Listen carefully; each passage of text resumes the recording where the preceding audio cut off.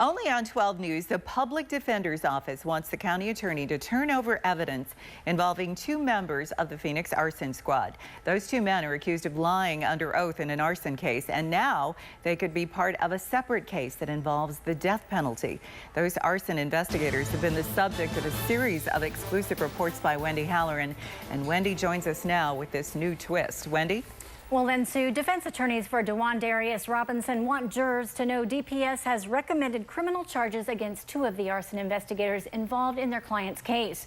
Robinson is accused of killing his girlfriend, setting her on fire. The defense is worried if given the opportunity, one of the arson investigators will try to persuade jurors to facts that are not substantiated.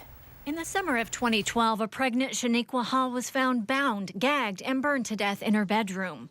Captains Fred Andes and Sam Richardson were assigned the case. Andes used his arson dog Sadie to sniff for accelerants on Robinson's clothing. The dog hit on several items. The crime lab tested the same evidence but could not reach the same conclusion. In several documented instances, Captain Andes has maintained the dog's ability to detect accelerants is always better than a machine. In fact, in a recent interview with DPS, he made the claim again. The machinery that is used reads in parts per million. They believe dogs can do parts per billion. His belief is not shared by the National Fire Protection Association, which wrote the book arson investigators are supposed to follow. I trained that dog, and she's just amazing. It has nothing to do with what I've taught her. It's just the way they are. Their nose is incredible. Andy's report states the canine has proven to be much more accurate than any currently available laboratory equipment. The Public Defender's Office believes if Andes is allowed to testify, jurors could conclude accelerants were present on Robinson's clothes, and thus he set his girlfriend on fire.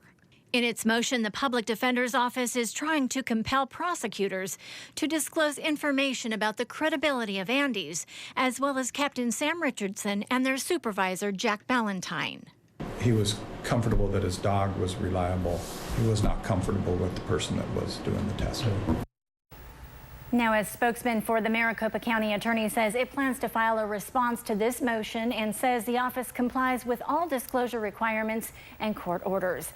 The Phoenix Fire Department says it cannot comment. All 3 men are on paid administrative leave while the department conducts an internal investigation, which is expected to take 4 months. Wendy Halloran, 12 News.